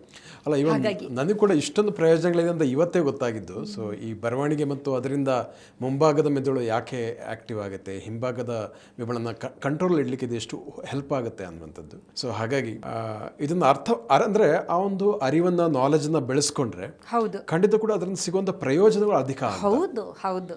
ನಮ್ಮ ಹಿರಿಯರು ಬೇಕಾದಷ್ಟು ಈ ಥರದನ್ನ ಮಾಡಿದ್ದಾರೆ. ಆದರೆ ನಾವು ಏನು ಅನ್ಕೊಂತೀವಿ ಅಂದರೆ ಇದೊಂದು ಧರ್ಮದ ಪ್ರಚಾರ ಅಥವಾ ಭಕ್ತಿ ಈ ಥರ ಅದನ್ನ ಅಂದ್ರೆ ಆಚರಣೆಗೆ ಸೀಮಿತವಾಗಿ ನಾವು ಥಿಂಕ್ ಮಾಡ್ತಾ ಇದ್ವಿ ಅಂತ, ಆ ಆಚರಣೆ ಹಿಂದಕ್ಕೆ ಹೋಗ್ತಾ ಇರಲಿಲ್ಲ ಥಿಂಕ್. ಹೌದು. ಸೊ ಆಚರಣೆ ಹಿಂದಕ್ಕೆ ಹೋಗಿ ಥಿಂಕ್ ಮಾಡಿದ್ರೆ ಅದರ ಬೆನಿಫಿಟ್ ಏನು ಅಂತ ಅರ್ಥ ಆಗುತ್ತೆ ಅಂತ. ಹೌದು. ಸೊ ಅವಾಗ ಆಚರಣೆಗೊಂದು ಅರ್ಥ ಬರುತ್ತೆ ಅಂತ. ಖಂಡಿತ. ನೋಡಿ, ಮೊದಲೆಲ್ಲ ಇವಾಗ ನಮಗೆ ಯಾವ ರೀತಿ ಸೌಲಭ್ಯಗಳಿದೆ ಆ ಥರ ಇರಲಿಲ್ಲ ಅವ್ರಗಳಿಗೆ. ಎಷ್ಟು ಕಷ್ಟಪಡ್ತಾ ಇದ್ರು ಜನ, ಆದರೂ ಸಂತೋಷವಾಗಿರ್ತಾ ಇದ್ರು. ಈಗ ನಮಗೆ ಎಲ್ಲ ಇದೆ, ಸಂತೋಷ ಇಲ್ಲ. ನಿಜ ನಿಜ ನಿಜ. ಸಂತೋಷಕ್ಕೋಸ್ಕರ ಏನೇನು ಮಾಡ್ತಾರೆ ಅಂದರೆ ಸಂತೋಷ ಸಿಕ್ಕಲ್ಲ. ಸಂತೋಷ ಹುಡುಕೊಂಡು ಎಲ್ಲ ಥರ ಈ ಅಡಿಕ್ಷನ್ ಆಗ್ತಿರೋದು ಸಂತೋಷ ಹುಡುಕೊಂಡೋಗೇನೆ. ಅಡಿಕ್ಷನ್ಗಳು ನಾವೇನು ನೋಡ್ತಾ ಇವಿ, ಡ್ರಗ್ ಅಡಿಕ್ಷನ್ ಆಗ್ಬೋದು, ಗೇಮಿಂಗ್ ಅಡಿಕ್ಷನ್ನು, ಎಲ್ಲ ಥರದ ಅಡಿಕ್ಷನ್ಗಳು ನಾವು ನೋಡ್ತಿದ್ದೀವಲ್ಲ, ಅದು ಸಂತೋಷನ ಹುಡುಕೊಂಡೇ ಹೋಗೋದು. ಅದು ನಿಜ. ಬಟ್ ಆ ಸಂತೋಷ ಒಳಗೆ ಇದೆ ಅನ್ನುವಂಥದ್ದನ್ನ ಒಳಗೆ ಕಂಡುಕೊಂಡ್ರೆ ನಮಗೆ ಹೆಲ್ತ್ಗೆ ಒಳ್ಳೆದಾಗತ್ತೆ ಅನ್ನುವಂಥದ್ದು ಇದರ ಮೂಲಕ ತಿಳ್ಕೊಳ್ಬೇಕು. ಹೌದು. ನಮ್ಮ ಹಿರಿಯರು ಏನು ಮಾಡಿದ್ದಾರೆ, ಅಷ್ಟು ಕಷ್ಟದಲ್ಲಿದ್ದರೂ ಸಂತೋಷವಾಗಿರ್ತಿದ್ರು. ಕಾರಣ ಅವರಿಗೆ ಬೇರೆ ಹೊರಗಡೆ ಎಲ್ಲೂ ಹುಡುಕ್ಬೇಡಪ್ಪ, ಸಣ್ಣ ಸಣ್ಣ ಕೆಲವೊಂದು ಪ್ರಕ್ರಿಯೆಗಳಿಂದ ನೀನು ಸಂತೋಷನ ನೀನೇ ತಂದ್ಕೋಬಹುದು ಅಂತ ಹೇಳ್ತಾ ಇದ್ರು. ಅದು ಮತ್ತೆ ವಾಸ್ತವ ಕೂಡ ಆಗಿತ್ತು. ಈಗ ಇಲ್ದೆ ಹೋದ್ರೆ ಅದೊಂದು ಸುಳ್ಳಾಗಿದ್ರೆ ಅವ್ರಿಗೆ ಮತ್ತು ಕಷ್ಟನೇ ಆಗ್ತಿತ್ತು. ಬಟ್ ಅವ್ರಿಗೆ ಅವರು ಆಂತರಿಕವಾಗಿ ಹೋದ್ರಿಂದ ಅವ್ರಿಗೆ ಒಂದು ನೆಮ್ಮದಿ ಸಿಗ್ತಾ ಇತ್ತು ಅಂತ. ಅಂದ್ರೆ ಬಾಹ್ಯ ಪ್ರಚಾರದಲ್ಲಿ ಸಿಗಲ್ಲ, ಇದು ನನ್ನ ಒಳಗೆ ಇರುತ್ತೆ ಅಂತ ಅವ್ರಿಗೆ ಗೊತ್ತಾಗಿತ್ತು ಅಂತ. ಸೊ ಅದನ್ನ ಕಂಡ್ಕೊಂಡ್ರೆ ಬಹಳ ಇವತ್ತಿನ ಕೂಡ, ಯಾಕಂದ್ರೆ ವಿಚಾರಗಳು ಯಾವತ್ತೂ ನಾಶ ಆಗೋದಿಲ್ಲ. ಸೊ ಅದನ್ನ ಮತ್ತೆ ಇಂಪ್ಲಿಮೆಂಟ್ ಮಾಡಿದ್ರೆ ಅದ್ರ ಪ್ರಯೋಜನ ಸಿಗ್ಬೋದು ಅಂತ ಏನ್ ಹೇಳ್ತೀರಾ ಅಂತ. ಖಂಡಿತ ಸರ್, ಖಂಡಿತ. ಇದನ್ನ ಬಹಳ ಸುಲಭದಲ್ಲಿ ಮಾಡೋ ಅಂಥದ್ದು. ದಿನಕ್ಕೆ ಒಂದು 10 ನಿಮಿಷನೂ ಬೇಕಾದ್ರೆ ರಾಮನಾಮ ಅಲ್ಲದೆ ಹೋದ್ರೆ ಕೃಷ್ಣನಾಮ, ನಿಮ್ಗೆ ಯಾವ್ದು ಬೇಕು ಒಟ್ಟಿನಲ್ಲಿ ಏನೋ ಒಂದು ಪಾಸಿಟಿವ್ ಅಫರ್ಮೇಷನ್ ಆದ್ರೂ ಬರಿಬೋದು. ನಾನು ಹೇಳೋದು ದೇವ್ರದ್ದು ಅಲ್ಲದೆ ಹೋದ್ರೂ ಪಾಸಿಟಿವ್ ಅಫರ್ಮೇಷನ್ನು. ನನ್ನ ಬಗ್ಗೆನೇ ನಾನು ಒಂದು affirmation, I love you, I thank you, forgive me, I am sorry, ಈ ಥರದೂ ಬರ್ಕೊಂಡೋದ್ರೂ ಖಂಡಿತ ಅದರಿಂದನೂ ಎಫೆಕ್ಟ್ ಇದೆ. ಇವೆಲ್ಲ ಒಂದೇ ಥರ, ಲಾಜಿಕ್ ಒಂದೇನೆ, ಎಲ್ಲದ್ರದ್ದು ಲಾಜಿಕ್ ಒಂದೇನೆ. ಬಟ್ ಬೇರೆ ಬೇರೆ ಮಾರ್ಗದಲ್ಲಿ ಅದನ್ನು ನಾವು ಪಡಿತಾ ಇದ್ದೀವಿ ಅಷ್ಟೇ. ನಿಜ ನಿಜ. ಬೇರೆ ಬೇರೆ ಮಾರ್ಗ, ಬೇರೆ ಬೇರೆ ಹೆಸರುಗಳು. ನಮ್ಮ ವೀಕ್ಷಕರಿಗೆ ಇಷ್ಟೊತ್ತು ಈ ಕೋಟಿ ರಾಮ ಜಪದ ಮತ್ತು ಆ ಬರವಣಿಗೆ ಹಿಂದಿನ ವೈಜ್ಞಾನಿಕ ವಿಚಾರಗಳ ಬಗ್ಗೆ ಸಾಕಷ್ಟು ಉಪಯುಕ್ತವಾದ ಮಾಹಿತಿಯನ್ನು ಬಹಳ ವಿವರವಾಗಿ, ಬಹಳ ಅರ್ಥ ಆಗುವ ಹಾಗೆ ತಿಳಿಸಿಕೊಟ್ಟಿದ್ದೀರಾ. ಅದಕ್ಕಾಗಿ ಧನ್ಯವಾದಗಳು. ನಮಸ್ತೆ ವೀಕ್ಷಕರೇ. ಇಂತಹ ಮತ್ತಷ್ಟು ಉಪಯುಕ್ತ ವಿಡಿಯೋಗಳಿಗೆ ವಿಶ್ವವಾಣಿ ಹೆಲ್ತ್ ಯೂಟ್ಯೂಬ್ ಚಾನಲನ್ನು ವೀಕ್ಷಿಸಿ ಮತ್ತು ಸಬ್ಸ್ಕ್ರೈಬ್ ಮಾಡಿ. ವಂದನೆಗಳು.